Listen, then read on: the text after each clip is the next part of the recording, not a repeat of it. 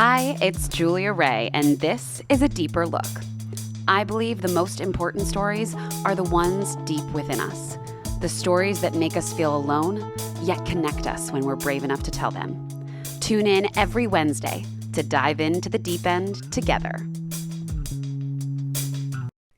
Hi, everyone. I am so excited to have the history-making MJ Acosta Ruiz here with me today, the first Afro-Latina woman host for the NFL, and just a wonderful and beautiful human being all around.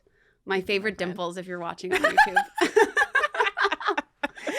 Oh my God. Thanks for having me. This is awesome. You know, I'm trying to get better about like taking the compliments and the accolades. Yes. Like it's still weird, but it's important for us to like accept the flowers. So thank you for saying that. It's probably surreal because your rise has been so meteoric and just fantastic.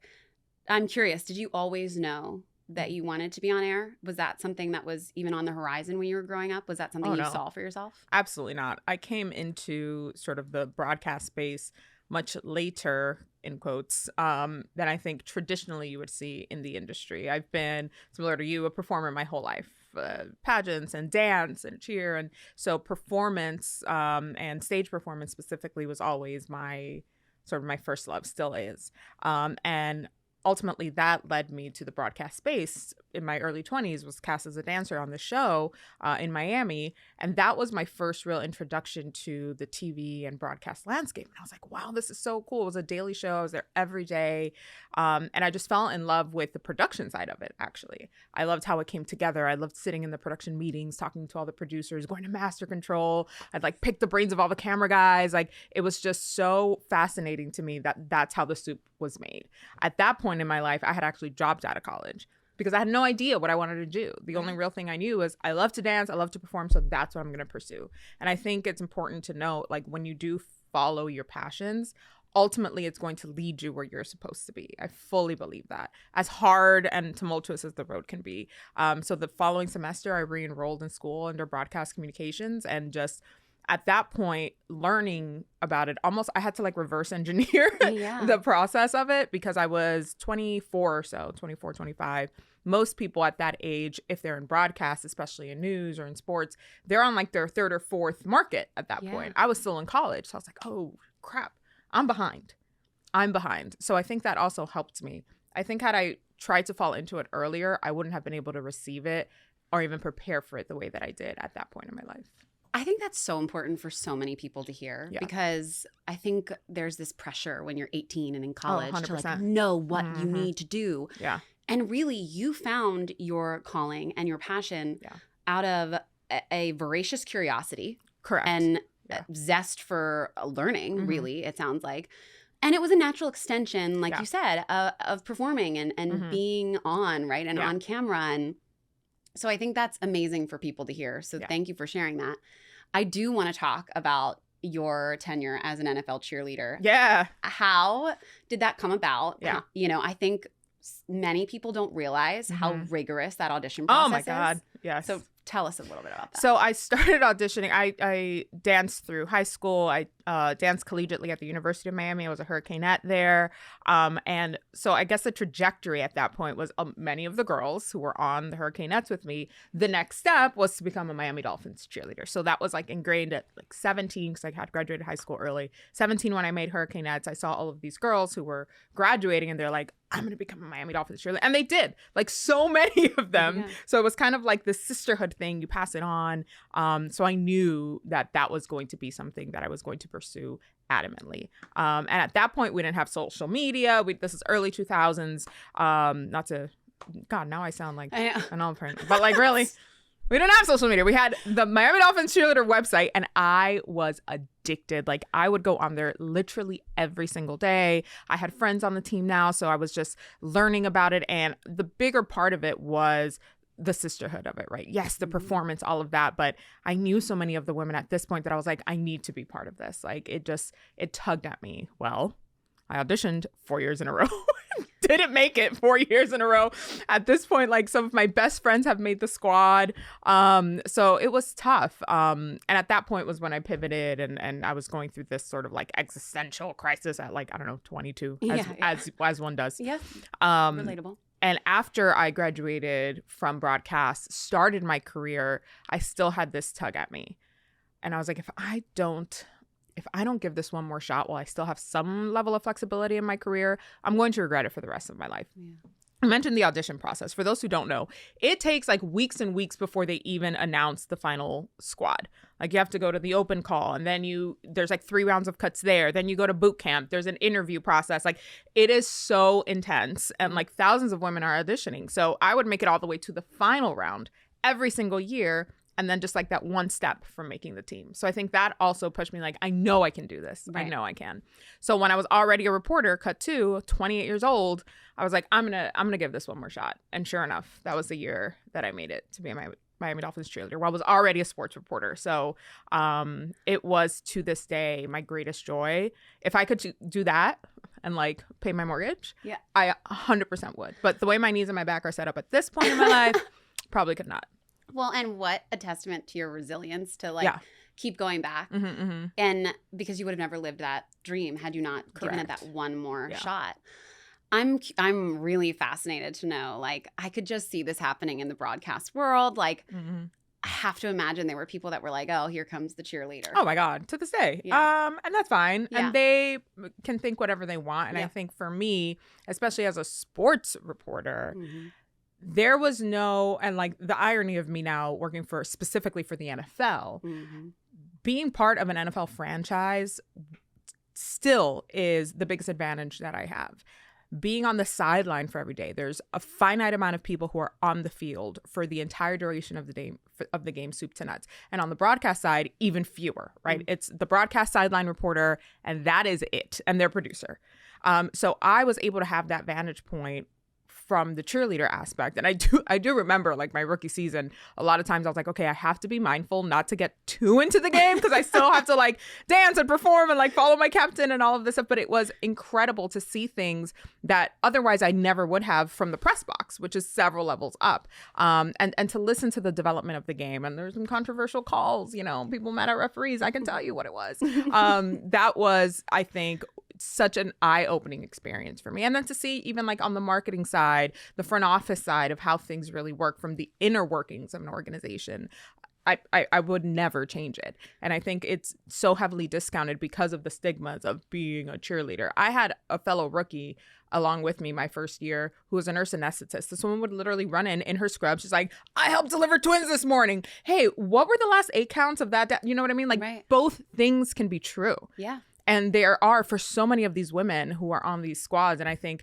now it's better with social media where people get to see a little bit more of the other side of it. But I mean, can we just stop judging women, please? I don't think that's ever going to happen. But my God, it's boring. It's lazy. Just let us do what we want to do and live the life that we've created. Wear the hats that we want to wear. Clearly, because we wear many. Capable. Yeah. Exactly that. Absolutely. I mean, and I think one of the threads that I'm hearing that is like a through line for you is the mentors that you even found on the cheerleading squad. Did you find a mentor in the broadcasting world early on? Did you have anybody reach out their hand and help you? Oh my God, all the time. And I think there's like different types of mentorship, right? There's like traditional mentorships where it's somebody who's been in the business. And I have had a professor, Connie Hicks, who was so hard on me. On all of us, for sure. But she was very, very tough. And she came from the on-air side. And she knew exactly what it would take and what challenges we'd face as women in the industry. And so she was not going to let one little thing slide. Yeah. She wasn't. She didn't care. And I loved her for that because I thrive on constructive criticism. Don't give me a pat on the back and tell me I'm doing fine and then let me fall flat on my face. Yeah. Like she would call me out, what are you doing? And I'm like, oh, I'm sorry, Connie. But to this day, I remember those lessons from her so vividly because she really reinforced like the margin of error does not exist for us. Right. So you have to be excellent. And I know that you have it in you, which is why I'm not going to let up on you. Right. So she was definitely still to this day somebody that I credit with a lot of those early years.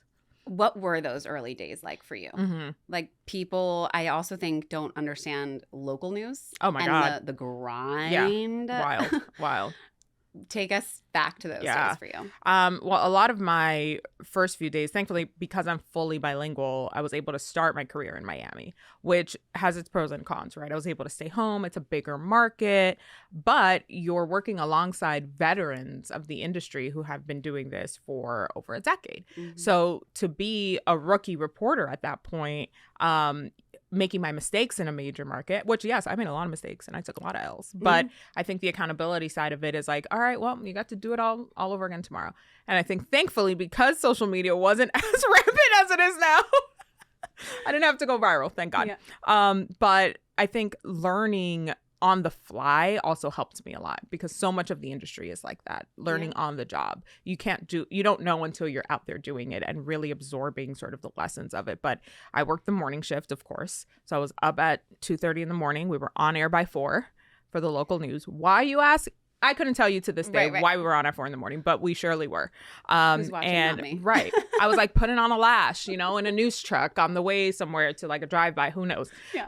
But news was really heavy. And I was really grateful for the opportunity to explore that side of the industry, because I think it prepared me, no question, for everything else that I've done in sports and entertainment. But I knew that was not the life for me.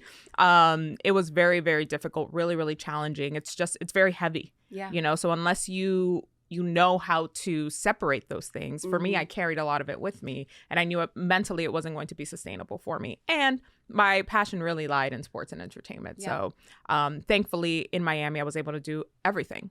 Yeah. Traffic, traffic, storm coverage for sure as a reporter, entertainment. I was there when the Miami Heat, won 3 championships. So covering all of that was really cool. And I got to really lay my hands on a lot of different parts of the industry for sure. And I think people also don't understand that you're writing what you're saying. Like, and not even. Yeah. Most of it is kind of on, if you're on breaking news, which I was most of the time as a field reporter, you're gathering, and then they come to you and you go. You're only writing if you're putting together what we call a package, which is like the edited stuff that you guys would see on TV. And even that, you've got to write it on the fly. Right. So I think those skills keep you really, really sharp. But yeah, nothing is just given to you. Yeah, I think the talking creating, head thing oh my God, has created this kind of rhetoric. It's just pretty faces on the camera. And it's like, even on the anchor desk, right? Yeah. Like I did a lot of news anchoring as well. And now obviously as a host on NFL, but your hands are on every single part of it. And sometimes there's information coming at you. I'll give you an example with NFL. We were in the middle of a show. We're doing like a game show segment, like really funny kind of segment. And then John Madden passed away. Literally, we were 5 minutes into the show. Obviously, we have our rundown. We've written, all of our bullet points. We've done all our research for the day. You throw out the rundown. The producer got in my ear and said, take 30 seconds, let the guys rap. We're going to commercial. And when we come back, we got to announce this. Wow. So the rest of the show, we stayed on air for another hour and a half. We had an hour show.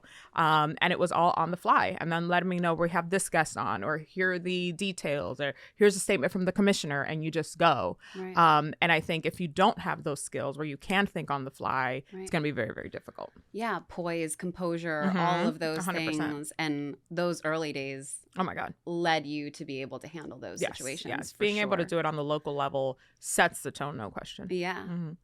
It takes so much grit and determination to get to where you are. Yeah. What were some of the lows and highs of your journey? Do you have specific ones that you look back on? Oh my God. I try not to look back on those too much. But I mean, there's a ton. I think just being a woman in the industry is very challenging, especially being in the sports space. There's a lot of preconceived notions about why you're there and who you are. I mean, I can't tell you how many times, and this is on the lighter side, I'd be at a practice or at a training camp. It's like, oh my God, which one is your husband? And I'm like, well, of course, why else would I be here? I'm like, actually, literally have a credential on. I have a mic in my hand. Like, I'm here covering the game. And I think being the only in most spaces, not only as a woman, but as a minority, was very, very difficult. I mean, we'd be here for 4 hours, me recounting stuff. But I think the bigger thing that I gleaned was standing up for yourself. Mm-hmm. there's an aspect of like people pleasing and like be careful and especially when you're new to a city or a market. And at first I think I did that because I'm like, oh, I don't want to piss anybody off. But like at some point you're either going to catch a case or you're going to have to put somebody in their place. Right. And there's a way to do it sternly. And sometimes you do have to pop off. And I did. Yeah.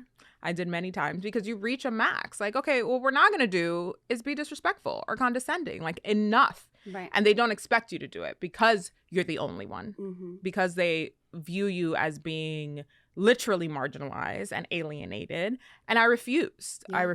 I mean, I swallowed it for a while, but at some point you just, enough. So those times were very, very dark. Very, very hard. I think especially once I left Miami, where I had this, whole community around me that I knew, and I had my family there. But I think those moments, as hard as they were, only made me tougher and made me appreciate the other side of it, for sure.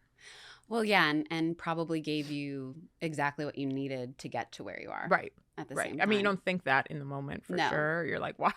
Why am I here? Did I make the right choice? But no. In retrospect, it's always right because it's part of your growth. Interesting, because like I would love to know what are the most crucial characteristics that you think you possess that have led you to succeed.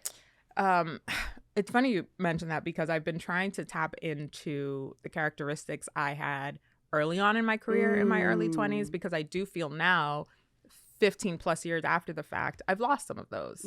I think the wear and tear of the industry and how the landscape changes can rob you of those things. Yeah. So I've been like very cerebral lately, very like introspective. But I think early on, like 25, 26-year-old MJ was fearless. Yeah. Fearless almost to a fault, but to the point where there was nothing you could tell me that would derail me from what I wanted to do. Mm-hmm. Like, this was the goal. Why not me? Yep. What do you mean I can't do it? Are you kidding? Like, it might take me a little while longer, but I'm going to figure out a way. And I think as I've almost let the industry wear me down a bit in that sense. And I think like through the pandemic and everything that we've endured over the last 4 years, I feel like those 4 years have aged me more than like when I was waking up at 2 a.m. every day. So I think even leaning into that, just that fearlessness and that resolve of like being 10 toes down and remembering who the hell you are. Yep. Is really important. It's so funny because I have been using the word audacious for myself for this year. I love that. I'm doing the same thing because I look back at young me, right? Who wasn't jaded, who hadn't been hurt and been betrayed or been used. And I'm like, no, get in touch with her because that's actually the spirit we need to protect. 100%. And, the hope wears thin when you do face the situations that you come across in a career. Yeah. And so I think staying in touch with those characteristics is the thing. And it's hard because you can't unknow what you know. Right. You can't unbreak a heart. It's like, correct. Exactly. So it's hard, but I think tapping back into that is really important. Do you think there were ever moments in your career where you thought this wouldn't pan out the way it has? No. Because of that young spirit? Yeah. So now I have a lot more doubt. Yeah. And I think it's because there's more to lose. Right. Like you pray for, the goals and you pray to have discernment to find like the path and to like stick it out. Yeah. But you're not there yet. You don't know what it feels like. You don't know what there is to lose. Like what I've built, not just professionally, but for my personal life too. My partner and I, like, it's scarier now at this level because there is so much longer to fall. Right. But I think it's remembering that it's not a fall, like you're going to crash down to the ground. You're probably going to float for a bit, and that's going to feel really, really, really uncomfortable. But the evidence shows you, and thank you to my therapist for reminding me of this, the evidence shows you that each time you face something like that, you've been able to overcome it, or at minimum, figure it out. Right? So it's not that you're not capable of doing so. It's within you, but it feels scary because you're higher up. So you're like looking down. You're like, what the hell? Like, where am I going to go from here? Well, and like, for someone like you who, yes, you started late, and I'm using air quotes. Right. Yes. But you did have this rise that was quick, from a standpoint of where you are now, right? That some people never get to touch and hold. Right. But there has to be this like also missing piece for you of like, wait, I'm so used to chasing that goal. Right. And now how do I just like enjoy it? Like, yeah. I mean, part of it is like, leaning into like, okay, shit, I did that. Okay. Yeah. Period. And then like, what's next? Because the moves don't feel as steep. They're a bit more lateral. Right. And so in that movement is more about expansion of yourself, and learning the growth within that. I think we're so used to, or I'm so used to, only speak for myself, the climb, right? Like, those are the stairs. Cool. All right, I'm going to stretch. I'm going to get the right shoes. Like, let's go. Those are the steps. And I think when you are forced to re-engineer what that looks like in a landscape that's changing faster than any of us can keep up with, it's terrifying.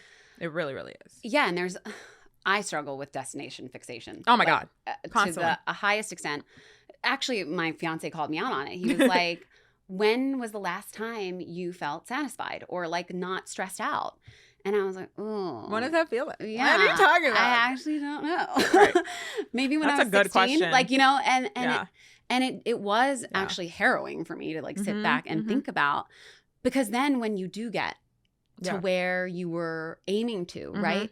Yeah, then what, right? Like, then when you're constantly focused on what's next, how do you ever enjoy it? And you are at a point, and you're still so young, like where your moves are lateral. Yeah. And that's wonderful too. Like, and so, finding this space to appreciate what you've done.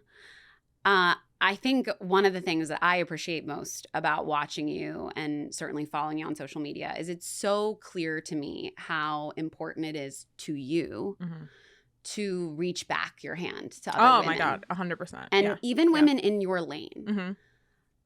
How do you think we can foster that in more work cultures? Oh my God.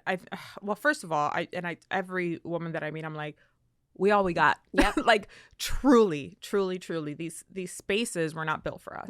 More often than not, they were not built for us. And I recently, and I've been quoting this a lot, paraphrasing because I can't remember the exact verbiage, America Ferrera was on a panel talking about imposter syndrome. And I don't know if you've heard. Yeah. Oh my God, it's phenomenal. She was like, the short answer is yes, I feel it, but I think we have to reframe what we think imposter syndrome is, because at its core, it sounds like, oh, I'm having this like very weird, like inorganic reaction to being in this space, when realistically, that is the most organic reaction you can have to a space that wasn't meant for you. Yep. So it's like, it's super contradictory, because you're like, oh, I don't belong here. And it's like, because they didn't want you to be there, but you are. So like, the feeling that you're having is not wrong. It's just pushing past that and saying like, okay, but I am here. Yep. So what are we going to do? And like, that reframe is huge, because I think I have leaned into like, oh, imposter syndrome. Like, do I belong here? And it's like, well, just because they didn't want you there doesn't mean that you shouldn't be there. Yeah. And that now you can't change the atmosphere in that. And that's wild. One of the books that helped me in the hardest, darkest time of my life is called A Man's Search for Meaning. And it's written by Viktor Frankl, who ended up creating a form of psychology. And, and one of the quotes from it is, and this like latter work for this framework for psychology is, an abnormal reaction to an abnormal situation that you've never been in is actually normal. Super normal. That's normal. Right. And so I actually use that in my application to imposter syndrome, because it's like, if you've never been here before, of course it feels a little shaky and like, how do I navigate this? Yeah. But you've also never been all of the places you've been before. Like, so it's like, you will figure it out. Yeah. And I think your story is proof that, you didn't know the next step. Like, one of the characteristics that I think you've displayed in your journey is patience. That's wild that you say that, because I feel like I'm the most impatient person in the world. I'm like, I want it and I want it now, and I'm like, I'm ready, or you think you're ready. But I think you have like no choice, right? It comes when it comes, right? Like, you're patient by default, because what else? Well, you can't force the hand. Yeah, I mean, you still were aiming for the goal, but you also took the necessary steps. Totally. Yeah. And I think that is like a missing component in this younger generation of like, well, instant gratification. Sure. Of like, well, I want it now. Not been instant. Right. Right. Yeah. And so I think looking at your career, yes, we can look back and think, wow, it happened so fast. Quote unquote. Right. Right. But you actually stayed, put your head down and stayed patient, waiting for your opportunity. Yeah. Yeah. And I think that's an important thing to note. Yeah. I mean, I think I started this journey through like the TV space back in like 2008, 2009. Yeah. And you know, we're getting close to 2 decades, right? Yeah. Of that. But people only see what they see now. I think especially because like we forget how young social media is. Yeah. How recent social media is. So like a lot of people have only seen NFL Network. Yep. They only see the name in the marquee. That's it. Yeah. That's it. And it's like, of course, yes, I'm super proud. And like, this is something that I hold very high. This was the goal for me. But there was so much more before I got here that was a requirement for me to get to this space, to even be allowed in the doors. Yeah. Right? Like to get to that space. Yeah. You are not at the top of your game by mistake. Correct. Or by luck. Right. No. People think, yeah. The amount of, luck has very little to do with it. Yeah, and I think I have to imagine, because like I do want to get to some of the fun stuff about your career. I have to imagine the fun stuff is more fun because of all of the hard work that you did. So like, let's talk about some of that fun stuff. Yeah. Like Super Bowl extravaganza for MJ Acosta Ruiz is quite fabulous. It's a lot. Insanely busy. Yes. Walk us through a typical Super Bowl week for you and all of the like incredible things you get to do. Yeah. I mean, I guess we'll just go with the most recent one because each Super Bowl has been kind of different for sure. The city, it's a different city every year, and things change a little bit every year too. But like Vegas was wild. First of all, super blessed. So excited that I was able to do all of these things. But 8 days in Vegas was... Sometimes I feel like one is inhumane, right? Much. Like we were all walking around like zombies. I mean, I have colleagues who were there a month, like for the setup, and I was like, "How are you okay?" Because I was not okay after 8 days, and I was working. But that's the thing; like your days start at 6, 7 a.m. and you go all the way through, and then there's always a dinner, there's always a party, there's a function, and like. It's amazing when you're in it, of course. But like you get to the midpoint of the week and you're like, oh my God, it's only Wednesday. Right. We haven't even gotten to like the nuts and bolts of this stuff. Yeah. Like, what are you talking about? And it's just, you just go. It's adrenaline. And I think you feed off of the fact that it's also a reunion of like all the sports folks from all over. Everybody is there for the most part. So like you get to see all your friends and you go to Radio Row and like that keeps you going. Like I do remember, have you seen that meme of like the fox sitting on like the side of the chair, like just stuff. At one point I was like, my husband walked into the room and he's like, are you all right? I was like, I don't know. I don't know. Where are we? What day is it? You just sort of like go through the motions. I only knew what day it was because of like the event that was happening. Like NFL Honors was Thursday. And, I had the sit down interview with Reba. Oh my God. Queen Reba, Andra Day, and Post Malone, could not be sweeter. Aww. So like that was in the morning. Then we had NFL Honors that night. There was something else after that. I can't recall. There's like always just, if I showed you like the note I had just to keep myself in order, you wouldn't believe me. It's a lot. But it's awesome. Of events, and you have parties to go to and like appearances to make. And you're just running on empty probably. The trick is like try and go to things for at least like 15 minutes. Right. And then gracefully bow out. Yep. There are other things that you have to go and like, really politic and like do all this stuff and you want to be there. But like the big parties. Yeah. I went to one and they had Raisin Cane's nuggets and I was like, we might stay here for a little longer. This will work. If there's food and seating, I'm fine. Then we're okay. Yeah, I can't imagine like the sheer exhaustion, the like how many times your face has been made up. Like I bet it's just like nonstop. It's just, you get a good makeup artist. They shellac you in the morning and then you hope it lasts through the end of the day. And it always did. Shout out to the makeup artists. They're doing the Lord's work on Super Bowl week. Oh my God. They're truly probably jam-packed too. 100%. Oh yes. Yeah, you mentioned you get to interview the performers at the Super Bowl, which is just so cool. Yeah. But those are the things that you were prepared for because of the journey. Yeah, for sure. Because and actually like talking about imposter syndrome, I hope you never feel it in those situations No. because you have worked Yeah. your butt off. Those are the moments where I'm like, all right, I'm in my bag. I'm now. good. I'm in good. my bag. Good. Let's go. Like, those are the things that I really, really enjoy because I think for the fans who are not big on X's and O's, like the folks who are not hardcore football fans, that is the part that draws them in. Which has grown exponentially this past year. Exponentially, right? Thanks to thanks singer. to Tay-Tay. Yeah. Not mad at her at all. Thank you for that, girl. Yeah. But it's I take it as that responsibility. Like, this is the connective tissue between the fans that are not hardcore X's and O's and the folks that we want to bring in to enjoy the day. Even like I enjoy the memes that are like, oh, there's an Usher concert in the middle of this day, or like there's a game around this Usher like, I think that's hilarious to me.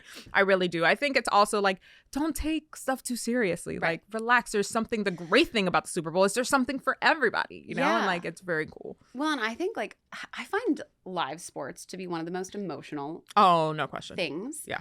And like I cry all the time watching sporting events and winning and losing and just like there is so much camaraderie around it. Yeah.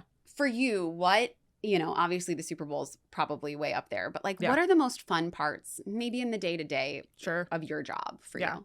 I think, well, one of the things I've really enjoyed in being at this particular network is working with the former athletes because they are like some of the coolest people I've ever met, and they're just like my big brothers, and they help guide me, they protect me. Like, truly, I'm very, very lucky in that sense to work with some of the most incredible dudes like you'll find like there. And like we, you know, they hold me to the fire in terms of like when we get into debates about like the game, and they never take it easy on me, which I would expect them not to. But and then like meeting their families and their wives, and like you do become.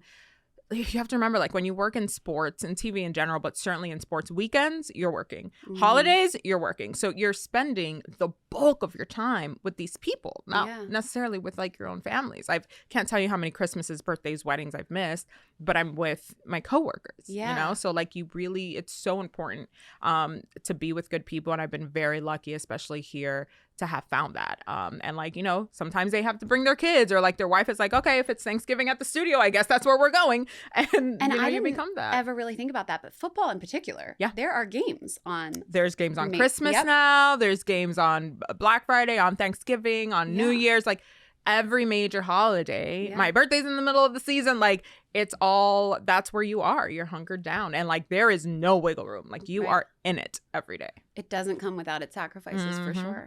Wow. Interesting. Yeah.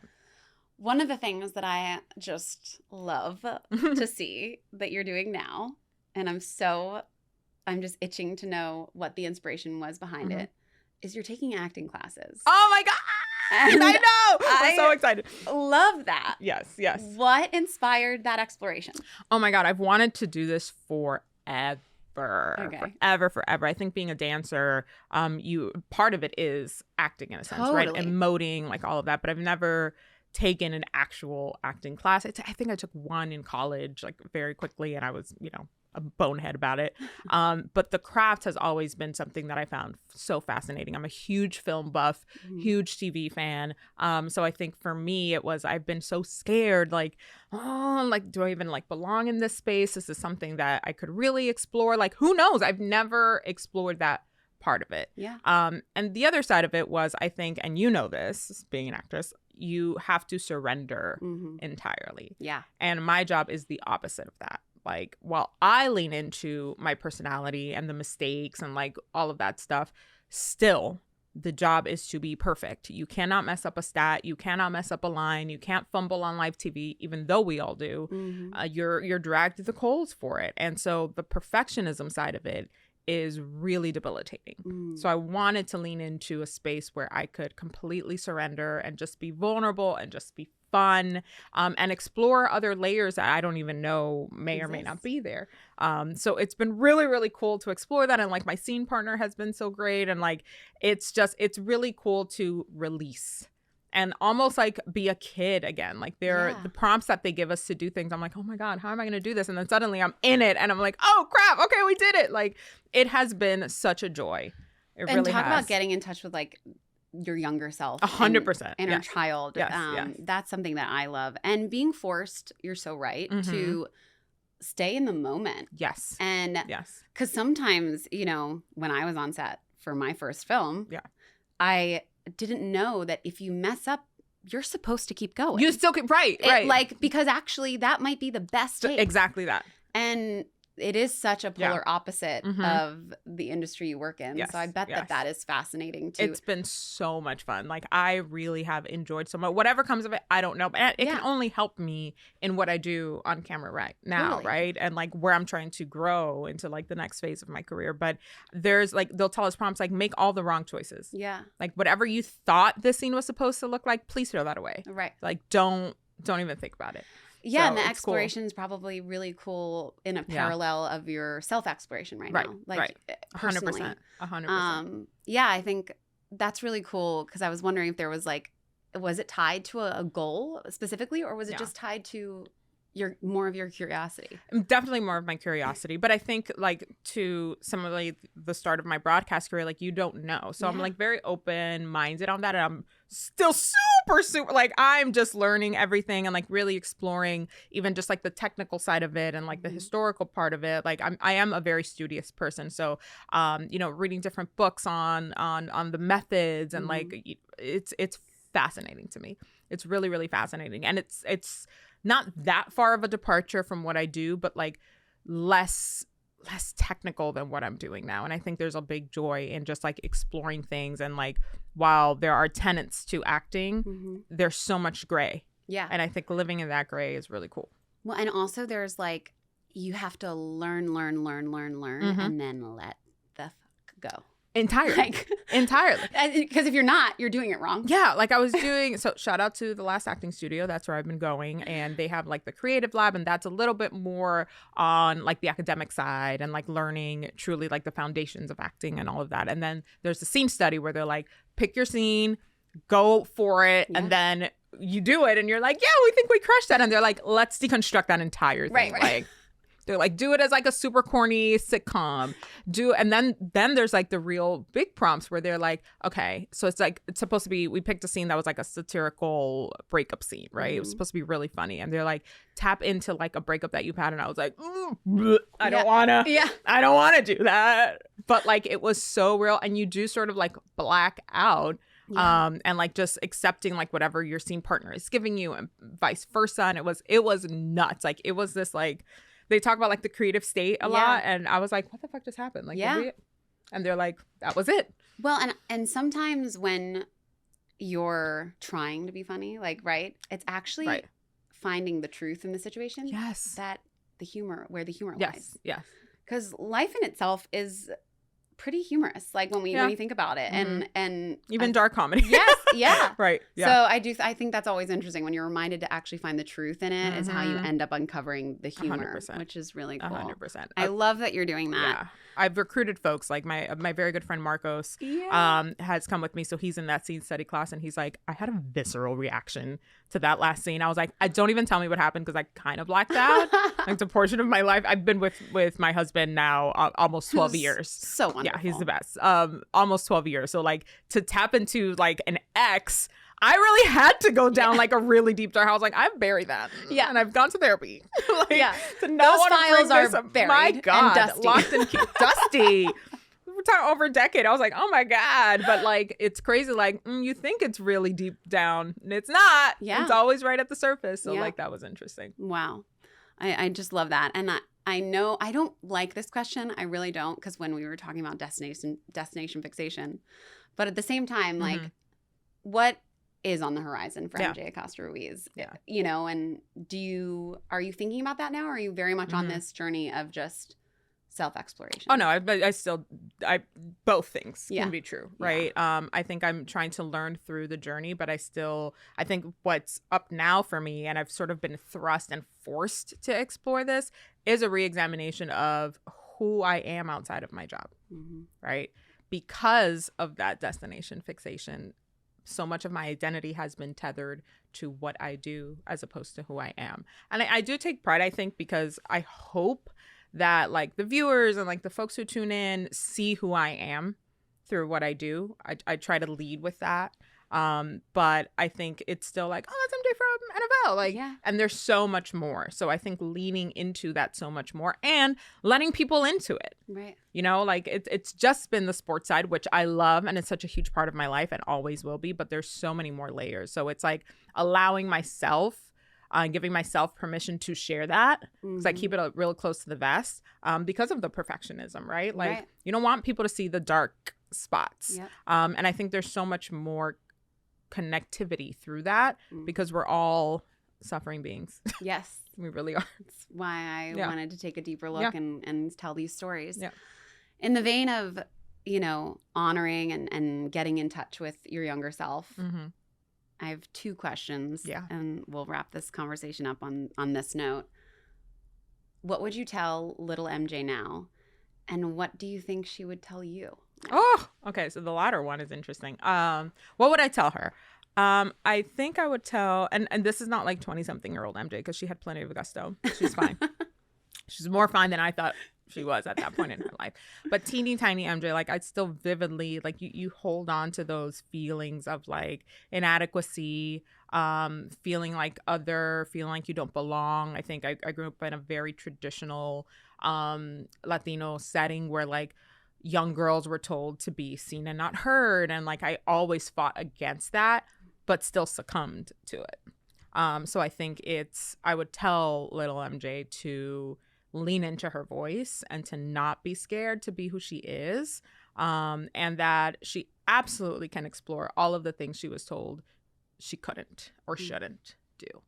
Yes. I think she would tell me, girl, I know. I'm trying to do it. You just have to let me. Right? I think we, even subconsciously at a young age, have it in us, and everything, all the external things keep us from doing so, or just influences, right? Like your parents can do the best they can and they can still still cause a little bit of trauma there. So I think she knew. I think she'd tell me like, I got it. Just let me. Yeah. Let me do it. Love that. And such a good reminder. Yeah, for sure. To let you. For sure. And now I have to remind myself of that, right? Yep. In present day. And enjoy it. Well, this was such a powerful conversation for me to have. And I'm so glad and grateful that you came. Thank you for inviting me on. Long time coming. Yes. We did it. Yes. Thank you, MJ. If you are loving these conversations, please share with a friend or 5 and leave me a review, because I would love to hear your feedback. And if you have an idea for a future guest, head on over to our Instagram @DeeperLookPod and comment who you'd like to get to know on a deeper level. New episodes drop every Wednesday. I'll see you next week on A Deeper Look.